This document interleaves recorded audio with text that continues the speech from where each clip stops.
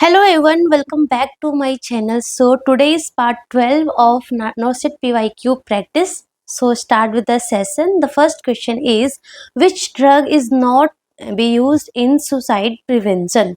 Very important. I already told you कि जितने भी हमारे एंटीसाइकोटिक्स, एंटी डिप्रेसेंट्स और एंटी एंजाइटी जितने भी ड्रग्स है, that all are very important. Like psychiatric point of view से all the drugs and ECT is very important. सो इन्होंने बोला है कि कौन सा ड्रग जो है हम सुसाइड प्रिवेंशन में नहीं देते हैं. Not use, not. I already said कि जो ट्रैप वर्ड्स है नॉट, एक्सेप्ट, ये सब आपको बहुत ध्यान रखना है. सो इन्होंने बोला है नॉट. ठीक है. सो देखते हैं, कीटामिन हो गया, लिथियम हो गया, ईसीटी है एंड क्लोजापिन है. ठीक है ना. So lithium you already know कि जो हमारा बाइपोलर डिसऑर्डर होता है, बाइपोलर डिसऑर्डर में जो सुसाइडल जो थॉट्स आते हैं, है ना, उसको प्रिवेंट करने के लिए हम देते हैं. सो लिथियम देते हैं. ईसीटी आपको पता ही है कि जो सीवियर डिप्रेशन होता है, इन सीवियर डिप्रेशन में एंड सुसाइडल थॉट्स जब आते हैं तो ECT is very very good, है ना. सो ईसीटी भी करते हैं. सो लिथियम भी है, ईसीटी भी है. हम जो कंफ्यूजन जो हमारा है दैट इज हमने एलिमिनेट कर दिया, बी और सी को हमने एलिमिनेट कर दिया. हमारा जो है दैट इज इन ए में हम फंस रहे हैं और डी में, कि ए भी हो सकता है और डी भी हो सकता है. सो देखो जो डी है ना, D is the clozapine. Clozapine क्या है? एंटीसाइकोटिक ड्रग्स है. एंड आपको पता है स्किज़ोफ्रेनिया में भी डिप्रेशन होता है, एंड स्किज़ोफ्रेनिया में जो डिप्रेशन होता है उसको प्रिवेंट करने के लिए हम क्लोजापिन देते हैं. This is the only antipsychotic drugs. ठीक है ना. But ketamine it is not given for suicide prevention. Ketamine is not given for suicide prevention. Basically अब तो न्यू रिसर्च स्टडीज हुई है, उसमें ऐसा लाइक दे फाउंड दैट कि ketamine is given for just for temporary. अगर like with in एकदम हमको सडन किसी का सुसाइडल थॉट्स, किसी को आ रहा है डिप्रेशन, एकदम सिवियर डिप्रेशन है, सुसाइडल थॉट्स आ रहा है, तो जस्ट ओवरकम करने के लिए it is just for temporary purpose के लिए हम ketamine दे सकते हैं. बट लाइक गाइडलाइंस के अकॉर्डिंग हम ketamine सुसाइड प्रिवेंशन के लिए यूज नहीं करते हैं. लिथियम यूज करते हैं इन बाइपोलर डिसऑर्डर में.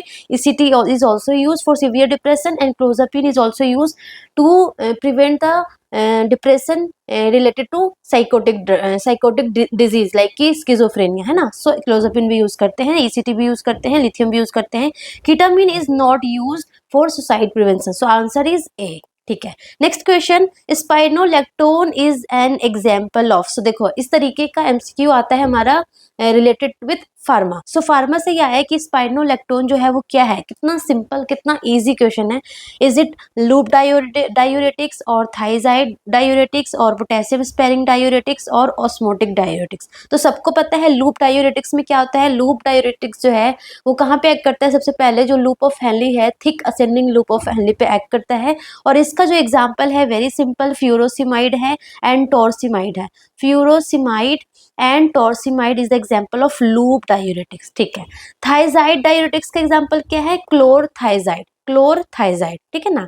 एंड हमारा ऑस्मोटिक डायूरेटिक्स का एग्जाम्पल क्या है? मैनिटोल. मैनिटोल ग्लाइसिन, ग्लिसरीन भी है, मैनिटोल ग्लिसरीन वगैरह. ठीक है ना. पोटेशियम स्पेरिंग डायूरेटिक का एग्जाम्पल क्या है? स्पाइरोलेक्टोन. स्पाइरोलेक्टोन is an example of potassium sparing diuretic. क्या करता है ये?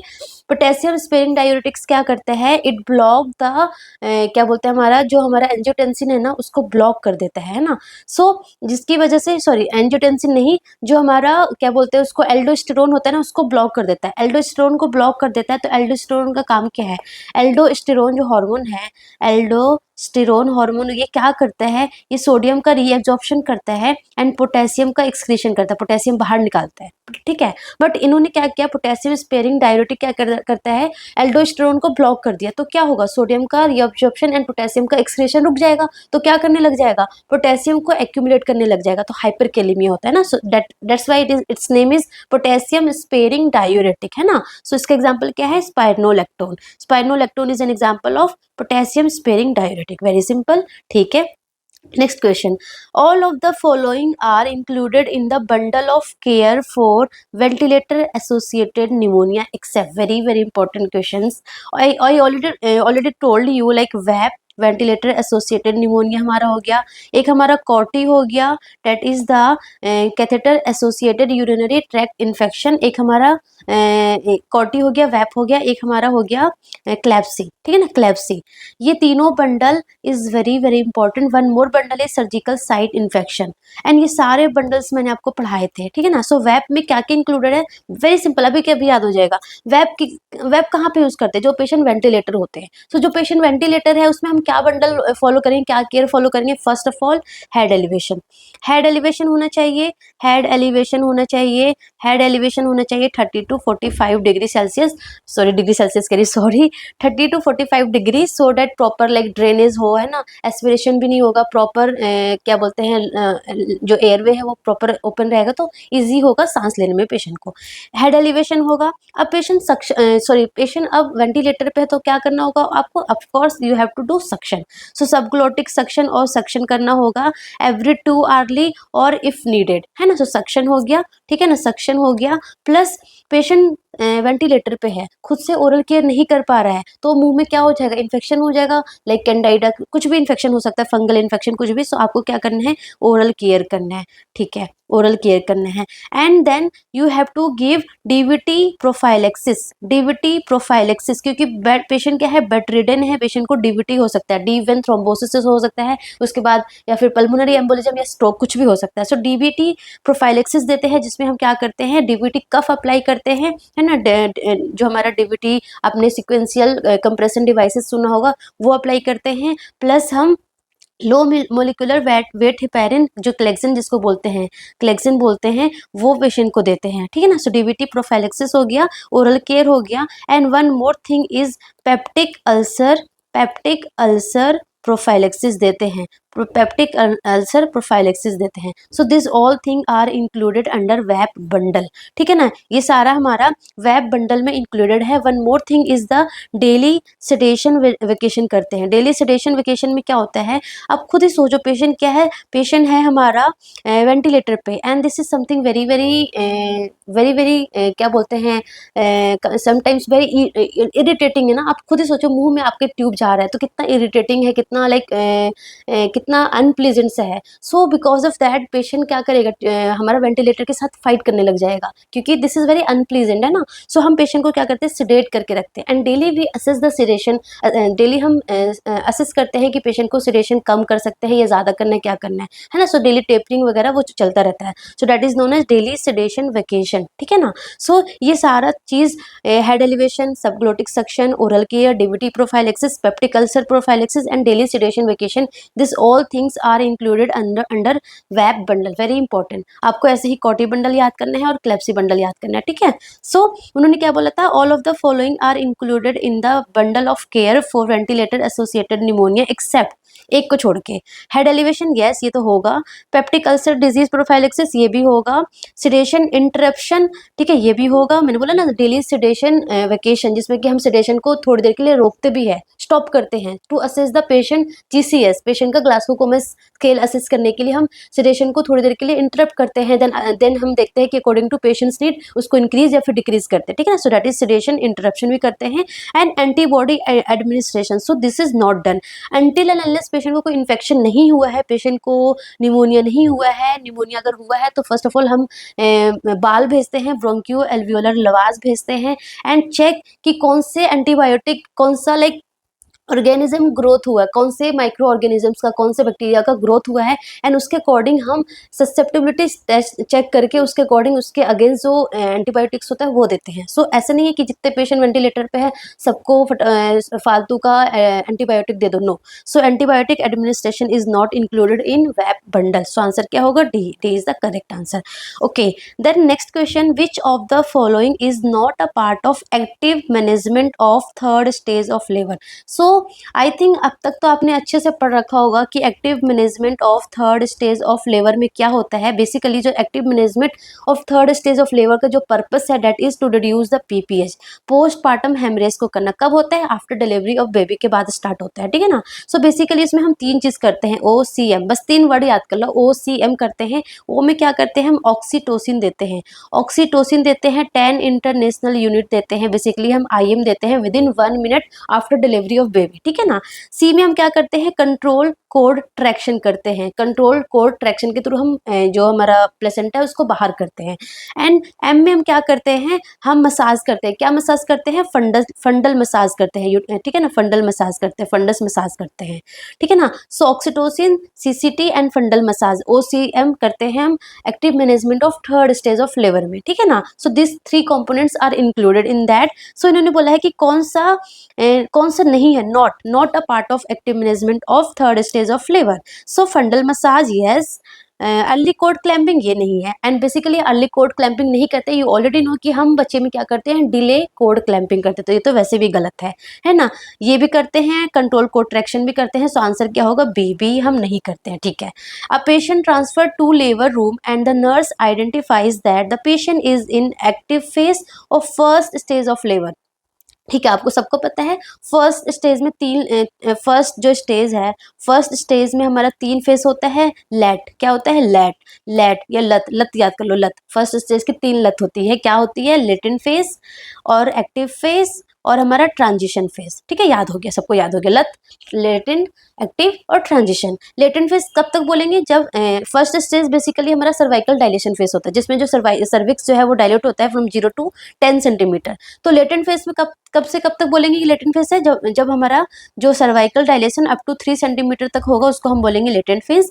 एंड फ्रॉम 4 to 7 को बोलेंगे active phase and from 8 to 10 को बोलेंगे ट्रांजिशन फेज, ट्रांजिशन होने वाला, सेकंड वाले स्टेज में जाने वाला, ठीक है ना। सो उन्होंने बोला है कि the nurse document on the progress of labour that cervical dilation is in active phase of first stage of labour. So latent active कब से होता है, 4 to 7। सो आंसर क्या होगा, C. Very simple very straight question है ना। So next question, which of the following vitamin is useful to decrease the risk of PIH। PIH is the pregnancy induced hypertension और preeclampsia. So उन्होंने बोला कि कौन सा विटामिन बेसिकली डिक्रीज करता है risk of PIH, so that is calcium. Simple answer है calcium है ना। Calcium basically according to the guidelines, WHO का जो गाइडलाइंस है उसके अकॉर्डिंग हम बेसिकली कैल्शियम देते हैं to reduce the risk of PIH, है ना। जिसमें हाइपोकैल्सीमिया होता है उसमें PIH होने के चांसेस ज़्यादा होते हैं, ठीक है ना। बट जो कुछ रिसर्च हुए, रिसर्च में ये भी बताया गया है कि folic acid also contribute to decrease the risk of PIH। कैसे, बेसिकली जो फॉलिक एसिड है ना वो होमोसिस्टीन लेवल को कम करता है। होमोसिस्टीन लेवल क्या है, होमोसिस्टीन लेवल ज़्यादा होगा तो एंडोथीलियल इंजरी ज़्यादा होगा एंड वो PIH और ज़्यादा मतलब प्रेसिपिटेट कर देगा, है ना। सो फॉलिक एसिड बेसिकली हमारा होमोसिस्टीन लेवल को कम करता है। So by research folic acid is also contributing in the decreasing the risk of pregnancy induced hypertension, but usually हम कैल्शियम देते हैं। सो आंसर क्या होगा, कैल्शियम, ठीक है।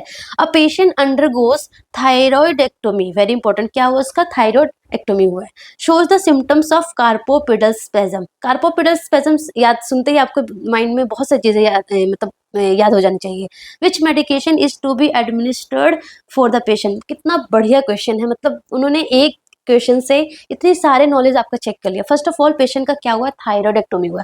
ऑफ कोर्स थायरॉइड रिमूव हुआ है तो बाय एक्सीडेंटली पैराथायरॉइड ग्लैंड भी रिमूव हो सकता है, बिकॉज आपने देखा है वो कितना प्रॉक्सिमिटी है विद थायरॉइड, ठीक है ना। सो अगर पैराथायरॉइड हार्मोन पैराथायरॉइड ग्लैंड भी अगर एक्सीडेंटली रिमूव होगा तो क्या होगा, पैराथायरॉइड हार्मोन क्या हो जाएगा, कम हो जाएगा। पैराथायरॉइड हार्मोन कम होगा तो क्या होगा, कैल्शियम कम हो जाएगा। कैल्शियम कम होगा तो क्या होगा, हाइपोकैल्सीमिया होगा। एंड हाइपोकैल्सीमिया की वजह से क्या होगा, कार्पोपिडल स्पेजम। और you know very very well, क्योंकि एग्जाम बहुत नियर है, आपको पता होना चाहिए कि हाइपोकैल्सीमिया की वजह से 2 इंपॉर्टेंट साइन है जो कि आपको विथ इमेज पता होना चाहिए।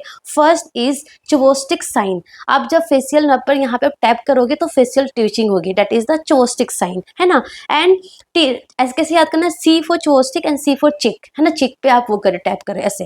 And T for Trousseau sign. Trousseau sign में जब आप बीपी कफ इन्फ्लेट करोगे तो आपको पूरा कार्पोपिडल स्पेजम मिलेगा, so that is the Trousseau sign. So ये दोनों साइन आपको पता होना चाहिए कहाँ मिलता है, हाइपोकैल्सीमिया में मिलता है। अगर हाइपोकैल्सीमिया होगा तो मैनेजमेंट क्या है, of course in the severe hypocalcaemia होगा तो हम देते हैं 10% कैल्शियम ग्लूकोनेट देते हैं, ठीक है ना। सो उन्होंने क्या बोला है, कैल्शियम ग्लूकोनेट दोगे या कैल्शियम सल्फेट दोगे या मैग्नीशियम ग्लूकोनेट दोगे या मैग्नीशियम सल्फेट दोगे। सो देखो सी और डी तो एलिमिनेट हो गया, magnesium gluconate and magnesium sulphate क्यों ही देंगे, क्योंकि हाइपोकैल्सीमिया होगा। या तो हम कैल्शियम ग्लूकोनेट देंगे या कैल्शियम सल्फेट देंगे, बट कैल्शियम सल्फेट भी नहीं देते हैं, हम क्या देते हैं, हम कैल्शियम ग्लूकोनेट देते हैं। तो आंसर क्या होगा, ए होगा, ठीक है। नेक्स्ट क्वेश्चन उन्होंने क्या बोला है, according to American association diet plan in percentage of carbohydrate proteins and fat for diabetic patient should provide. तो फर्स्ट ऑफ ऑल ये जो क्वेश्चन है ना, दिस इज आउटडेटेड। क्यों, क्योंकि like according to no in today's scenario, जो हमारा American diabetes association है ना, पहले क्या था कि ओवरऑल उन्होंने बोल दिया था कि इतना परसेंटेज कार्बोहाइड्रेट, इतना परसेंटेज प्रोटीन्स, इतना हमारा फैट हमें एक पेशेंट को चाहिए। बट उन्होंने अब क्या बोला कि अब जो ये हमारा डाइट है ना, जो डायबिटिक डाइट है, दैट शुड बी पर्सनलाइज्ड, है ना, according to the patient's need होना चाहिए। जो एक पर्टिकुलर इंसान है, उस इंसान के अकॉर्डिंग उसका जो पर्सनल नीड है, उसका क्या लाइफस्टाइल है, उसका क्या डाइट पैटर्न है ना, उसके अकॉर्डिंग अब बनेगा, मतलब कि पर्सनल डाइट प्लान होना चाहिए। सो ये अब आउटडेटेड हो गया, सो ये आपको करने की इतना ज़रूरत नहीं है। बट बेसिकली आपको तब पता होना चाहिए कि जो डायबिटिक डाइट होता है ना, उसमें हम कम से कम कार्बोहाइड्रेट रखते हैं, कम से कम फैट रखते हैं, हाई प्रोटीन होना चाहिए और हाई फाइबर होना चाहिए, ठीक है ना। सो उसके अकॉर्डिंग कितना होगा, 50% कार्बोहाइड्रेट, प्रोटीन यहाँ पे ज़्यादा है, ठीक है, 5 to 10% फैट है, सही है, फैट कम होना चाहिए, कम कार्बोहाइड्रेट और कम फैट होना चाहिए, एंड फाइबर है। सो बी उसके अकॉर्डिंग वैसे सही होना चाहिए था, ठीक है ना। बट ये क्वेश्चन जो है आउटडेटेड हो गया, इस तरीके का क्वेश्चन अभी नहीं आएगा, ठीक है ना। Next question, when teaching a mother of a 4 month old है, 4 महीने का बच्चा है, विथ डायरिया हो रखा है, ठीक है, about the importance of preventing dehydration. Teaching कर रहे हैं कि उसको, आपका 4 महीने के बच्चे को अगर डायरिया होगा तो उसको डिहाइड्रेशन से कैसे प्रिवेंट करना है। The nurse would inform the mother about the importance of feeding her child fruit juices, कि आपने आपके बच्चों को डायरिया होगा तो आपको फ्रूट जूस देना, नेवर एवर, कभी भी नहीं। फ्रूट जूसेस मतलब कि fruit juices osmotic, like kind of osmotic की तरह एक्ट करेगा और डायरिया स्टार्ट हो जाएगा, और लाइक फ्लूइड का लॉस होगा, है ना, और फ्लूइड एंड इलेक्ट्रोलाइट्स का लॉस होगा, एंड आप खुद ही सोच सकते हो, मतलब it's just a common sense कि 4 मंथ का चाइल्ड है, आप फ्रूट जूस कैसे दे सकते हो, इट्स नॉट अलाउ ना, ओनली लाइक ब्रेस्ट फीड और या फिर फॉर्मूला फीड ही दे सकते हैं 4 मंथ चाइल्ड को, है ना। सो fruit juice is not allowed, ठीक है। सेकेंड हमारा diluted carbonated drink, again not allowed, क्योंकि अगेन ये इसमें बहुत सारे लाइक फॉस्फोरस, बहुत सारी चीज़ें होती है जो कि बिल्कुल भी गुड नहीं है टू प्रिवेंट लाइक डिहाइड्रेशन, है ना, क्योंकि ये और डिहाइड्रेशन कर देगा, ठीक है ना। सोया, तो आंसर तो ए और बी तो ऐसे ही एलिमिनेट कर देगा, जो नहीं भी पढ़ के जाएगा वो भी एलिमिनेट कर देगा। फंसेंगे बच्चे कहाँ, सी और डी में। सी देखो, सी में उन्होंने क्या बोला है, soya based lactose free formula, and D क्या बोला उन्होंने, regular formulas mixed with electrolyte solution. तो सी देखो उन्होंने बोला soya based lactose free milk, मतलब लैक्टोज फ्री मिल्क हम बोलेंगे, लैक्टोज फ्री मिल्क बोलेंगे, सो दैट लैक्टोज कम होगा तो डायरिया कम होगा, है ना, एक चीज हो सकता है। बट लैक्टोज कम देंगे तो डायरिया कम होगा। बट ये चीज हम जब ये वाला आंसर हम जब टिक करते हैं जब उन्होंने ये बोला होता कि जो बच्चा है वो लैक्टोज इंटॉलरेंस है, या फिर उसको डायरिया जो हो रहा है वो लैक्टोज क्या हो रहा है, मेल एब्जॉर्प्शन हो रहा है, तब इन दैट केस हम क्या करते हैं, लैक्टोज फ्री फॉर्मूला मिल्क देते हैं, है ना। बट यहाँ पे क्या सिंपल उन्होंने बोला डायरिया है एंड हमें जस्ट डिहाइड्रेशन से प्रिवेंट करना है, तो हम क्या बोलेंगे, रेगुलर फॉर्मूलाज बोलेंगे, जो आप प्रॉपर जो फॉर्मूलाज दे रहे हो, आइदर ब्रेस्ट फीडिंग या फिर फॉर्मूला फीडिंग दे रहे हो या फिर कॉम्प्लीमेंट्री फीडिंग, जो भी दे रहे हो वो देना है। And it should be mix with electrolyte solution, मतलब कि ORS। And according to WHO also, जब भी किसी भी बच्चे को डायरिया होता है, अनटिल एंड अनलेस ये सीवियर नहीं हुआ जहाँ पे हमें IV की जरूरत पड़ती है, अगर बच्चा IV पे भी होता है ना, स्टिल अगर वो ले पाता है ओरली, तो इन दैट केस ऑल्सो हम क्या बोलते हैं कि आप ब्रेस्ट फीड कंटिन्यू करो, या फिर अगर बेबी फॉर्मूला फीड ले रहा है तो वो कंटिन्यू रखो, plus ORS। This too is the very very important thing, है ना, to prevent the dehydration in diarrhoea. So आपको आंसर क्या करना है, डी, रेगुलर फॉर्मूला मिल्क या फिर continue the breast feed mixed with electrolyte solution, क्योंकि इलेक्ट्रोलाइट का भी लॉस हो रहा है तो हमें इलेक्ट्रोलाइट सॉल्यूशन हमें मिक्स करना है, तो लाइक हम ORS वगैरह बोलेंगे, या फिर कोई भी जो इलेक्ट्रोलाइट होता है वो हमें मिक्स करने बोलेंगे, ठीक है ना। सो आंसर इज डी, ठीक है।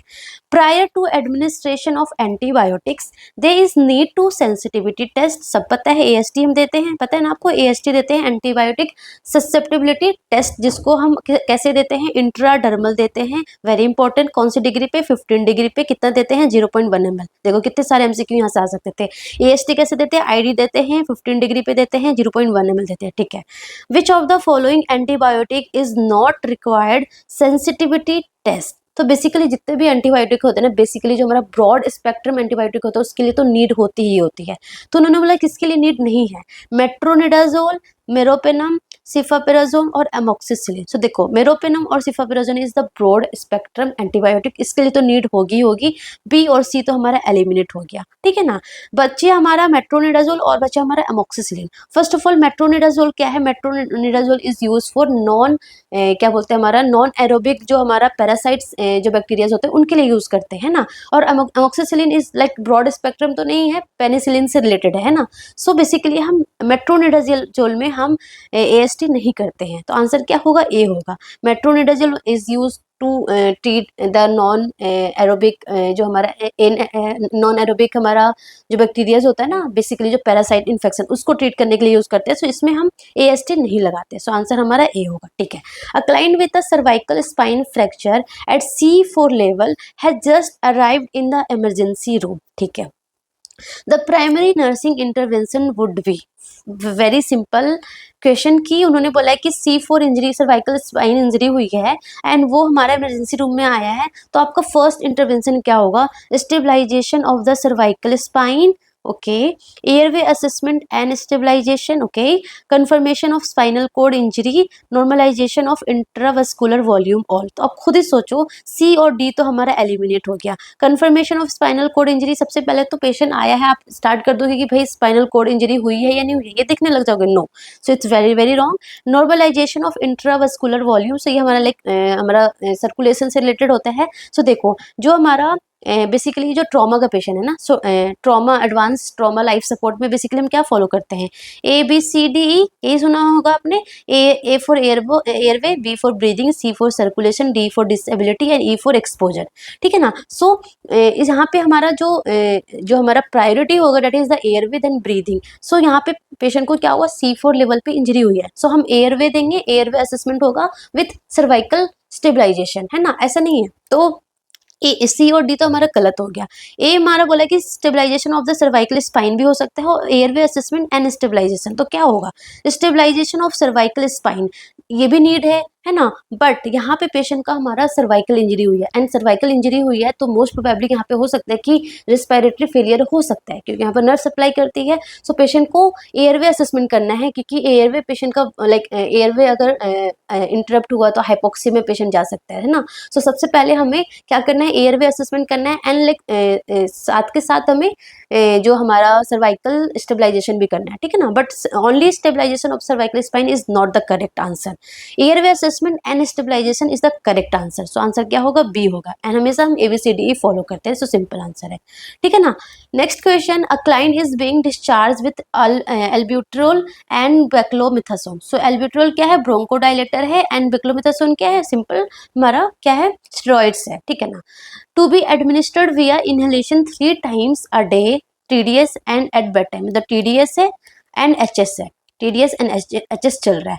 Client teaching regarding the sequential order in which the drug should be administered includes glucocorticoids follow by the bronchodilator. तो सिंपल सी थिंग है कि अगर किसी पेशेंट को ब्रोंकोडाइलेटर भी चल रहा है एंड ग्लूकोकॉर्टिकॉइड्स भी चल रहा है, स्टेरॉइड्स भी चल रहा है, तो सबसे पहले हम उसको देते हैं ब्रोंकोडाइलेटर। ब्रोंकोडाइलेटर देते हैं सो डेट जो हमारी जो ब्रोंकियल है प्रॉपर तरीके से डायलेट हो जाए, देन हम स्टेरॉइड्स देते हैं सो डेट प्रॉपर एक्शन हो जाए, है ना, वेरी सिंपल थिंग। सो आप क्या दोगे, पहले ग्लूकोकॉर्टिकॉइड्स दोगे then followed by the bronchodilator, no, गलत। देन सेकंड बोला उन्होंने ब्रोंकोडाइलेटर देंगे then followed by the glucocorticoids, yes, but next question, next option पढ़ लेते हैं, ऑल्टरनेट सक्सेसिव एडमिनिस्ट्रेशन, ऑल्टरनेट तो देंगे बट इन्होंने कोई ऑर्डर नहीं बोला, तो ये गलत हो गया। डी बोला according to the client's preference, वो भी गलत है, क्लाइंट कुछ बोलेगा उसके अकॉर्डिंग नहीं देना है, पहले हमें ब्रोंकोडाइलेटर देना है, very important. First you give bronchodilator so that bronchial जो है वो डायलेट हो जाए, एक्शन में आ जाए, एंड देन आप ग्लूकोकॉर्टिकॉइड्स दोगे, ठीक है। So answer is B. Next question, a client with a diagnosis of C4 injury has been stabilized and is ready for discharge, ठीक है, because this client is at risk for autonomic डिसरिफ्लेक्सिया, है ना, C4 injury हुई है, अब T6 से ऊपर जितनी भी T6 at the level of T6 and above जो इंजरी होती है उसमें ऑटोनोमिक डिसरिफ्लेक्सिया होने के चांसेस होते हैं ना, because this client is at risk for autonomic dysreflexia, क्योंकि C4 इंजरी हुई है, he and his family should be instructed to assess for and report about, है ना, dizziness and tachypnoea, circumoral pallor and light headedness, headache and facial flushing, pallor and itching of the face and neck. तो मतलब कि basically उन्होंने ये पूछा है कि आपको ऑटोनोमिक डिसरिफ्लेक्सिया का सिम्टम्स पता है कि नहीं पता है, यही बेसिकली उन्होंने पूछा है ना। सो देखो, सबसे पहले अगर सर्वाइकल कोड इंजरी होती है, सर्वाइकल कोड इंजरी होती है एट और अबव T6, है ना, and this is the medical emergency, मतलब क्या है, मतलब है कि यहाँ पे क्या हो सकता है, autonomic डिसरिफ्लेक्सिया, and autonomic डिसरिफ्लेक्सिया is the medical emergency condition, very very important. कहाँ पे, अगर एट और अबव T6 इंजरी हुई है, ठीक है ना। सो बेसिकली इसका प्रेसिपिटेटिंग फैक्टर क्या क्या होता है, फर्स्ट ऑफ ऑल ये पूछते हैं कि अगर एट और अबव T6 इंजरी तो हो रखी है, बट जो ऑटोनोमिक डिसरिफ्लेक्सिया का जो सिम्टम्स है उसका प्रेसिपिटेटिंग फैक्टर क्या होता है, क्यों वो एग्रीवेट हो जाता है। सो आपको 3B याद करना होगा, bladder, bowel and body. Bladder मतलब कि ब्लैडर डिस्टेंशन, यूरिन भरा हुआ है, यूरिन नहीं यूरिनेट नहीं कर पाया है, सो ब्लैडर डिस्टेंडेड है उसकी वजह से, या फिर पेशेंट को यूरिनरी कैथेटर लगा हुआ है एंड वो ब्लॉक हो गया है, सो अगेन क्या होगा, ब्लैडर डिस्टेंड हो जाएगा, सो ब्लैडर हो गया। बॉवल में लाइक फीकल इंपेक्शन हो रखा है या फिर कॉन्स्टिपेशन हो रखा है पेशेंट को, तो फीकल इंपेक्टेड है उसकी वजह से। या फिर बॉडी बोले तो बॉडी में लाइक कि कुछ टाइट सा एकदम क्लॉथिंग पहन रखा है, कुछ टाइट टाइट क्लॉथ पहन रखा है, या फिर कहीं पे बर्न वर्न हो गया है, सो that 3B is the precipitating factor for autonomic dysreflexia। So basically क्या होता है, जैसे ही क्या होता है, सिंपैथेटिक डिस्चार्ज होता है ना, सिंपैथेटिक डिस्चार्ज होता है जिसकी वजह से क्या होता है, मैसिव वेजोकंस्ट्रिक्शन। ऑफ कोर्स सिंपैथेटिक क्या करता है, कंस्ट्रक्शन करता है, तो मैसिव वेजोकंस्ट्रिक्शन होता है जिसकी वजह से क्या होता है, सिवियर हाइपरटेंशन होता है। ये कहाँ पे होता है, बिलो द इंजरी लेवल, मतलब T6 से बिलो क्या होगा, सिंपैथेटिक डिस्चार्ज होगा, सिंपैथेटिक डिस्चार्ज की वजह से वेजोकंस्ट्रिक्शन होगा एंड सीवियर हाइपरटेंशन होगा, ठीक है ना, सीवियर हाइपरटेंशन हो गया, ठीक है ना। अब सीवियर हाइपरटेंशन हुआ है, सिंपैथेटिक डिस्चार्ज हो रहा है, तो बॉडी सेंस, ब्रेन तो सेंस करेगी ना, तो बैरोरिसेप्टर एक्टिवेट हो जाएगी एंड वो क्या करेगी, हाई BP को लाइक सेंस करेगी, तो वो क्या करेगा, वेगस नर्व को स्टिमुलेट कर देगा। अब उसने वेगस नर्व को स्टिमुलेट कर दिया तो क्या होगा, ब्रेडिकार्डिया होगा और वेजोडाइलेशन होगा, ठीक है ना। बट क्या हो रहा है यहाँ पे, T6 के अब मतलब लेट सपोज T6 पे इंजरी हो रखी है, तो जो नर्व इम्पल्सेस है ना, जो सिग्नल्स है ना, वो ऊपर नीचे पास नहीं हो पा रही है, signal can't pass below the injuries, तो क्या हो रहा है, हाइपरटेंशन परसिस्टली रहेगा, मतलब ब्रेडिकार्डिया भी रहेगा, है ना। ऐसा होना चाहिए था ना कि वेगस नर्व स्टिमुलेट हो गया तो हाइपरटेंशन नहीं होगा, हाइपरटेंशन हो जाना चाहिए था, बट नहीं, हाइपरटेंशन नहीं होगा, हाइपरटेंशन परसिस्टेंटली रहेगा, है ना। सो बेसिकली क्या क्या होता है, बेसिकली हमारा होता है bradycardia, profuse sweating and flushing and the nasal congestion होता है, वेरी वेरी इंपॉर्टेंट। कहाँ होता है, अबव द लेवल, है ना। And below the level of injury basically क्या होगा, पैलर एंड कूल स्किन होगा। बिलो द लेवल इंजरी आप जब स्किन को टच करोगे तो कूल एंड पेल होगा, पाइलो इरेक्शन होगा, मतलब गूज बम्स होगा और हाइपरटेंशन होगा, है ना। सो बेसिकली ब्रेडिकार्डिया होता है, सीवियर हेडेक होता है, स्वेटिंग, प्रोफ्यूज स्वेटिंग होती है, फ्लशिंग होता है और हाइपरटेंशन होता है। एंड जो मोस्ट सीवियर कॉम्प्लिकेशन होता है ना, that is the malignant hypertension और हाइपरटेंसिव क्राइसिस होता है, जिसका जो ड्रग ऑफ चॉइस है that is the sodium nitroprusside. ये सारा एग्जाम में आ रखा है, ठीक है ना। Sodium nitroprusside is the drug of choice for hypertensive crisis and और मैलिग्नेंट हाइपरटेंशन, एंड इसका ऑटोनोमिक डिसरिफ्लेक्सिया का मोस्ट सीवियर कॉम्प्लिकेशन है, ठीक है ना। सो उन्होंने क्या बोला है, डिजीनेस एंड टेकिपनिया जो कि नहीं होता है, सर्क्यूमोरल पैलर एंड लाइट हेडनेस। पैलर तो होता है नीचे नीचे लाइक नीचे जो हमारा इंजरी के नीचे वाले एरिया में पैलर एंड कूल रहेगा, बट लाइट हेडनेस बेसिकली नहीं होता है। सी क्या बोला उन्होंने, हेडेक होता है एंड फेशियल फ्लशिंग, जो कि सही बोला है। डी क्या बोला, pallor and itching of the face and neck. So pallor basically क्या होगा, पैलर मैंने बताया ना, pallor basically below the level of injury होगा, है ना, पैलर एंड कूल, है ना। But itching of face and neck, so like face and neck में पैलर एंड ईचिंग नहीं होगा। पैलर बेसिकली हमारा लोअर लिम्स में होगा, है ना। और फेस और नेक में बेसिकली प्रोफ्यूज स्वेटिंग होगा, फ्लशिंग में तो पूरा रेड होगा, सो ये भी गलत हो गया। सो आंसर क्या होगा, सी इज द करेक्ट आंसर। ठीक है ना। सो ये बेसिकली हमारा हो गया, दैट्स ऑल अबाउट टुडे। सो मिलते हैं नेक्स्ट सेशन में, तब तक के लिए आप लोग अच्छे से पढ़ते रहो, जितना हो सके एमसीक्यू सॉल्व करो। And one more important thing I wanted to tell you कि कुछ लोग ये बोलते हैं कि हमने पहले वो एमसीक्यू कर रखा था, क्या हम फिर से वो रिपीट करें? तो देखो, जब भी आप एमसीक्यू करते हो तो आप पक्का ये करते हो, आई थिंक सो, क्योंकि this is something very very important, very very must, कि जब आप एमसीक्यू करते हो तो जो आपको नहीं आता है, लेट सपोज आपको नहीं आता है या फिर कुछ उसमें गलती हो जाती है, तो आप उसको अंडरलाइन या मार्किंग तो करते होंगे। तो जो लेट सपोज एक पेज पे हमारा 20 एमसीक्यू है, 20 में से आपको 5 आपको नहीं आता था, 5 को आपने मार्क किया, तो नेक्स्ट टाइम है ना, आप पूरा 20 करने की नीड नहीं है, जस्ट आप 5 करो। जस्ट वो जो जिस पे आपने टिक लगाया था वो 5 करो कि अब अभी भी गलती हो रही है या नहीं हो रही है। तो इस तरीके से करना होता है, बार बार सेम एमसीक्यू करना नहीं होता है ना, बार बार सिर्फ रिवीजन करना होता है। This is very very important, again and again revision करना होता है। जितनी बार रिवीजन कर लो ना, दैट्स लाइक, अगर आपने 10 बार भी रिवीजन कर लिया है, that is very very important, very very मतलब बहुत ही अच्छा है। मतलब एग्जाम के डे आपको पता चलेगा कि 10 बार रिवीजन करने का क्या फायदा होता है। आपको एलिमिनेशन, जो हम एलिमिनेशन करते हैं ना, उसमें ये बहुत फायदा होता है।